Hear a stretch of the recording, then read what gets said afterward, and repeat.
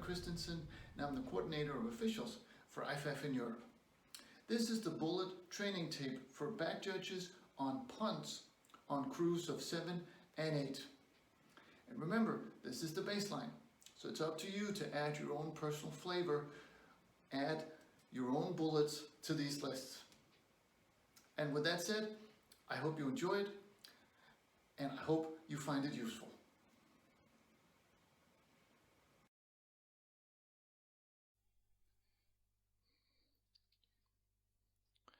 So the first bullet here says count team B. It's really important on punts to count team B to make sure that they don't have too many or too few players out there, simply because there's so much substitution and over such a large area of the field.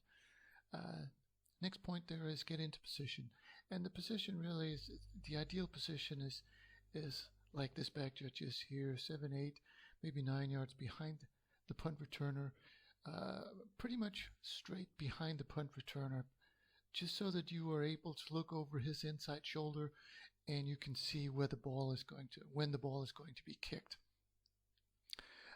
And then of course identify the returner both by number so that you know who it is if somebody blocks during the play and they're not supposed to, and also the jersey color, so that once the ball is rolling around, if somebody touches it, you can see what color jersey it is, and if that jersey color touches the ball, then all of a sudden it becomes legal for the other jersey color to recover the ball.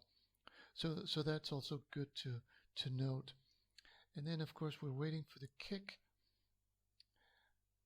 and as soon as the ball is snapped and kicked, right now the ball is kicked, and right now we should be able to tell where the ball is going. So get a feel for the direction of the kick.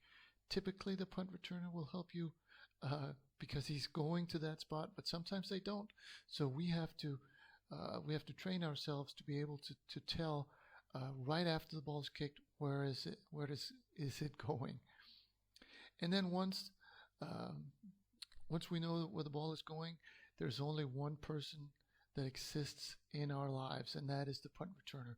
We want to have 100% focus on him. Is he going to signal? And if they do, they typically do it quickly, so we can't miss it.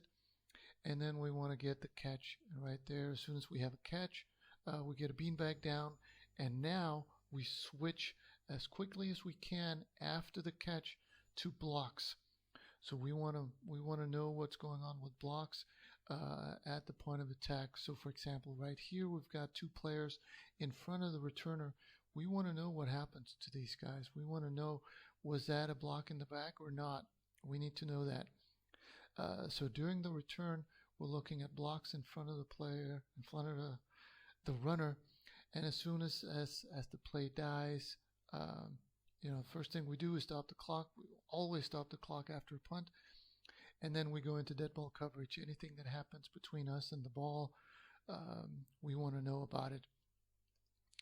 And then, after that, we can get ready to start our pre-snap for the next play.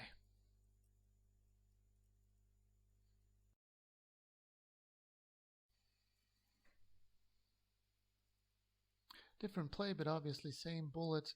So counting team B a number of times just to make sure you get it right. Get into position behind the punt returner, so you can see the kick over his shoulder.